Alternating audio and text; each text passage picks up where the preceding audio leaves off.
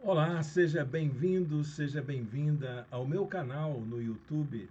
Eu sou o pastor Irênio Silveira Chaves e esta é a reflexão da noite da Igreja Batista da Orla Oceânica. Você é o meu convidado, a minha convidada especial para participar deste momento. Estamos numa série de mensagens e estas mensagens estão sendo transmitidas através do meu canal. E você pode acompanhar, inclusive, as mensagens anteriores que estão salvas numa playlist desta mesma série que nós estamos acompanhando. O título da série é Por uma Espiritualidade do Cuidado. Este ano de 2025 é o ano do cuidado na nossa igreja. Estamos pensando nisso, pensando em propor ideias, ações, meditações e até mesmo decisões pessoais de uma espiritualidade que possa atender às demandas das pessoas com as quais a gente convive, com quem a gente ama. E esta série é voltada exatamente para isso. Na primeira mensagem da série, nós falamos sobre o cuidado com a mente. Como que a gente pode exercer um cuidado maior conosco mesmo? O nome desse cuidado, segundo Jesus, é amar. Você cuida da sua mente, você cuida de si, desenvolvendo o amor por si mesmo, o amor ao próximo, o amor a Deus. Também na segunda mensagem falamos sobre o cuidado com a vida. Sim, porque a espiritualidade também é você tentar construir uma vida mais significativa, que faça sentido e que torne você uma pessoa melhor no mundo em que vivemos. E hoje o tema da mensagem é uma espiritualidade de cuidado com o outro, o nosso próximo, como mesmo Jesus deixou bem claro. Ele colocou o outro como alguém que nos interpela, que nos inquieta, que nos chama a uma ação. E eu quero convidar você a pensar sobre o que Jesus ensinou sobre o cuidado com o outro. Eu escolhi um texto da palavra de Deus e eu gostaria que você pudesse abrir a sua Bíblia, se você a tem aí perto de você, ou mesmo prestar atenção na leitura do texto bíblico que faremos agora. Lucas capítulo 6, versículo de número 37. Diz assim a palavra de Deus: Não julguem e vocês não serão julgados. Não condenem e não serão condenados. Perdoem e serão perdoados.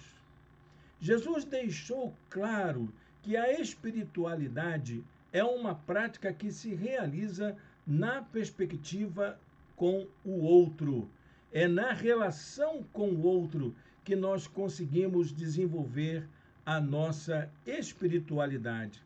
Para Jesus, o amor a si, ele se concretiza na prática do amor do outro. É nessa relação que nós conseguimos entender quem nós somos, quem o outro é e qual é a relação que existe entre a gente.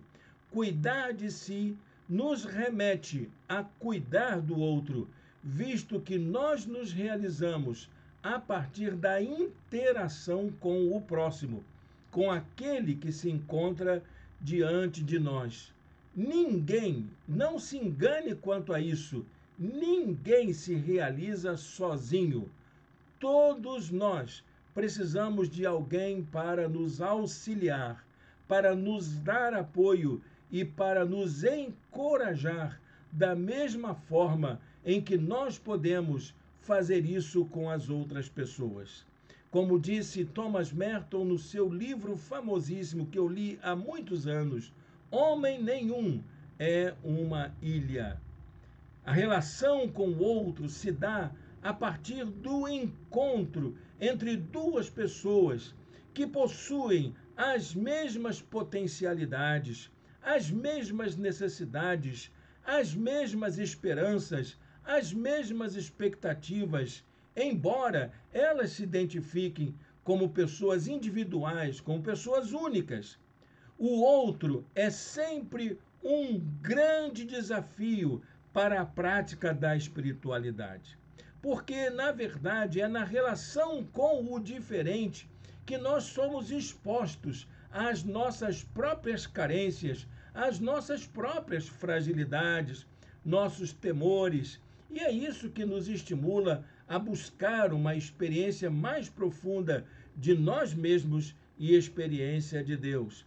Jesus lançou o desafio de amar ao próximo como exercício do cuidado com o outro. Mas eu digo a vocês que estão me ouvindo, disse Jesus, amem os seus inimigos, façam bem aos que os odeiam, abençoem os que os amaldiçoam, orem por aqueles que os maltratam. Esse é o desafio, amar ao ponto de conseguirmos amar o nosso inimigo. Enquanto você não conseguir esse estágio do seu amor, ainda temos muito que aprender. Amar o nosso inimigo, amar a quem nos odeia, amar a quem nos faz mal, é algo muito difícil. Difícil demais, nem eu mesmo consigo fazer isso. Mas esse é o nosso limite, esse é o nosso alvo, esse é a nossa meta. Nós precisamos nos dedicar a buscar uma experiência de relação com o outro a esse nível. Essas experiências, elas precisam ser olhadas com muita atenção, porque as práticas de espiritualidade que nós conhecemos, elas são ligadas à oração, elas são ligadas à meditação, elas são ligadas à vida reclusa, à contemplatividade, até mesmo a práticas do silêncio. Só que elas não são suficientes para completar a nossa experiência de espiritualidade.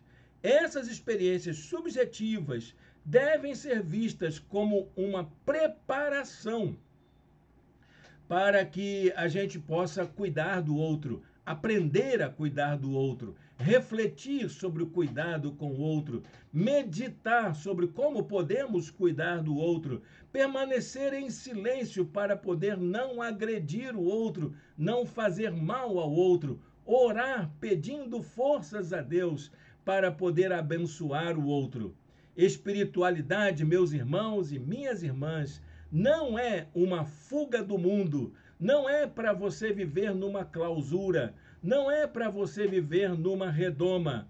Espiritualidade é um exercício para que a gente possa fazer uma imersão no mundo, para a gente entrar nas relações que o mundo nos oferece. É na relação com o outro que podemos avaliar o quanto precisamos ser fortalecidos. É na relação com o outro que nós podemos reconhecer em que áreas carecemos de maior capacitação do alto. É na relação com o outro que nós podemos identificar o que falta ser aperfeiçoado em nós. Por isso, Jesus deixou uma regra, que é a regra de ouro, conhecida por toda a humanidade. A regra de ouro de Jesus para a espiritualidade nada mais é do que o cuidado com o outro. Ele disse: como vocês querem que os outros lhes façam, façam também vocês a eles. Há 3 razões que eu quero alinhavar aqui com você para que nós possamos cuidar do outro. Foi isso que Jesus nos ensinou. As 3 razões para que possamos cuidar do outro. A primeira razão é que o outro é um reflexo de nós mesmos. Jesus disse: não julguem o outro, porque, na verdade, quando você julga o outro, você está julgando a si mesmo. Se nós compreendemos a nós mesmos a partir do outro, na verdade, quando nós estabelecemos juízo para o outro, esse juízo diz mais a respeito da gente do que do outro. Aquilo que nos escandaliza na vida do outro tem a ver com o que nos incomoda na nossa própria vida. Quando Jesus pediu para que não julgássemos o próximo, é porque não conseguimos avaliar as ações do outro a não ser pelas medidas com as quais avaliamos a nós mesmos. Nós usamos as nossas medidas para poder julgar o outro. O apóstolo Paulo, na carta aos Romanos, disse o seguinte: por isso você é indesculpável quando julga os outros, não importando quem você é, pois naquilo que julga o outro, você está condenando a si mesmo, porque pratica as mesmas coisas que condena. Esse versículo está em Romanos capítulo 2, versículo 1. Em segundo lugar, a segunda coisa que podemos entender sobre o cuidado com o outro é o fato de que o outro revela Deus para nós. Jesus disse: não condenem. Sabe por quê? Porque todos nós fomos criados à imagem e semelhança de Deus. O outro é imagem e semelhança de Deus. Quando você condena alguém, você está dizendo que Deus fez o ser humano errado, que Deus não acertou na maneira de fazer a pessoa. Ver o outro, meu irmão, é encontrar a imagem refletida de Deus nele. É isso que é a nossa relação com o outro. O rosto do outro é o melhor rosto de Deus que podemos encontrar. O outro nos ensina a ver Deus. Quando fazemos algo para o bem do outro, nós agradamos a Deus e fazemos a vontade de Deus. Mas, da mesma forma, quando nós deixamos de fazer o bem para o outro, quando nós o condenamos, nós estamos usando a mesma lógica da maldade, da exclusão que vem sendo praticada no mundo, que desagrada a Deus. Jesus disse: o que vocês fizerem a algum dos meus menores irmãos, a mim o fizeram. Mas a terceira razão é o fato de que o outro nos interpela a agir. Ele nos mobiliza, ele nos inquieta para que possamos fazer alguma coisa. E Jesus vem e diz: perdoem. O melhor que podemos fazer pelo outro no cuidado com ele é perdoá-lo, porque ele é diferente da gente, porque ele faz coisas que nos desagradam muitas vezes, e o melhor que podemos fazer é perdoá-lo para não perdê-lo. Precisamos fazer um deslocamento para dentro do lugar do outro. E perdoar é oferecer ao outro a chance de que ele pode ser quem ele é na relação com a gente.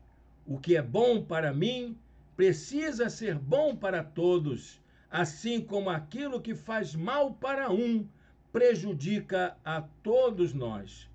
Vivemos numa casa comum em que todos nós precisamos desfrutar de oportunidades e de direitos iguais. Esse é um princípio que a fé cristã nos chama a fazer, a olhar para o outro como portador de direitos e de oportunidades iguais às que nós temos. Mas quando nós assumimos responsabilidades e compromissos com o outro, isso nos leva a lutarmos pelos direitos e oportunidade dos outros também. Nós precisamos lembrar o que o apóstolo Paulo disse na carta aos Filipenses, capítulo 2, versículo 4. Cada um cuide não somente dos seus interesses, mas também dos interesses dos outros. Cuidar do outro é cuidar de você mesmo, é trabalhar a sua espiritualidade, é trabalhar a sua relação com Deus. Para a gente concluir essa palavra, eu preciso deixar aqui uma meditação sobre isso. uma reflexão prática sobre isso. A maneira como nós desenvolvemos a nossa espiritualidade é determinante das nossas relações com o outro. A maneira como eu oro, a maneira como eu busco a Deus, determina minha relação com o outro. O cuidado com o outro é sempre uma via de duas mãos. Se julgamos, podemos ser julgados também. Se condenamos, podemos ser condenados também. Mas se nós perdoamos, também lembra que nós também podemos ser perdoados. E quando nos abrimos para uma experiência profunda com Deus, isso reflete a maneira como tratamos a todos e todas como nossos irmãos e irmãs. Isso me faz lembrar uma história bíblica. Jesus, ele desafiou líderes religiosos a cuidarem do outro. E ele contou uma história sobre como é possível cuidar do outro. Nessa história que Jesus contou, um homem encontrou um outro ferido na beira da estrada porque foi vítima de um assalto.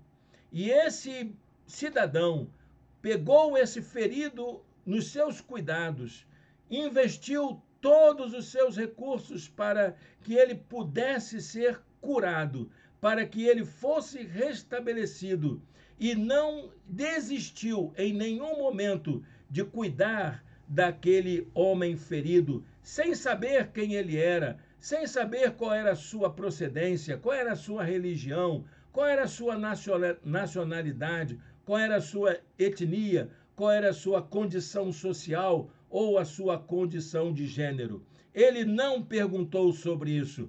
Ele cuidou daquele homem ferido. E quando Jesus terminou de contar essa história, ele disse assim: vão lá e façam o mesmo. É isso que é cuidar do outro. Não se importar com o outro como o jeito que ele é, mas aquilo que ele precisa de atenção, de cuidado, de responsabilidade, de compromisso da gente com ele. Quero deixar um versículo para a gente meditar sobre isso durante esses dias.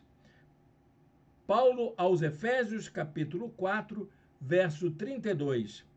Paulo diz assim: sejam bondosos e compassivos uns para com os outros, perdoando-se mutuamente, assim como Deus perdoou vocês em Cristo. Deus abençoe a sua palavra explanada aos nossos corações. Quero convidar você a fechar os seus olhos e a deixar a graça de Jesus inundar a sua vida, para que você seja uma bênção para as pessoas que estão ao seu alcance. Que você possa desenvolver uma espiritualidade de cuidado com o outro. Ó Senhor Deus e eterno Pai, muito obrigado por esta palavra, muito obrigado por esta oportunidade e continue a falar ao nosso coração e a nos mobilizar para que sejamos uma bênção onde a gente se encontra. No nome de Jesus. Amém. Amém, meu irmão, minha irmã. Eu queria pedir aos irmãos e irmãs da nossa igreja que fizessem orações. Temos 3 pedidos de oração que foram feitos hoje pela manhã nos grupos de relacionamento da nossa igreja. O primeiro pedido é pela doutora Ilva, que está se recuperando do seu acidente, do seu AVC, vascular cerebral, né? Ela está se recuperando, está bem, se recuperando bem, mas precisa de cuidados. E não deixem de orar pela nossa irmã, doutora Ilva. Também orem pela nossa irmã Daileide. Ela vai se operar no dia 12 de fevereiro. E orem também pelo pastor João Batista, que também está precisando de nossas atenções, de nossa oração. Todos nós sabemos da fragilidade da sua saúde e do pedido que ele fez hoje pela manhã em nosso grupo. Como vocês sabem, também estou me recuperando de um tratamento, estou em meio a um tratamento e conto com as orações dos irmãos e irmãs, como eu sei que vocês estão fazendo todos os dias. Quero desejar a você um restinho de domingo na presença de Deus, Muito obrigado pela sua compreensão e carinho e que Deus o abençoe ricamente.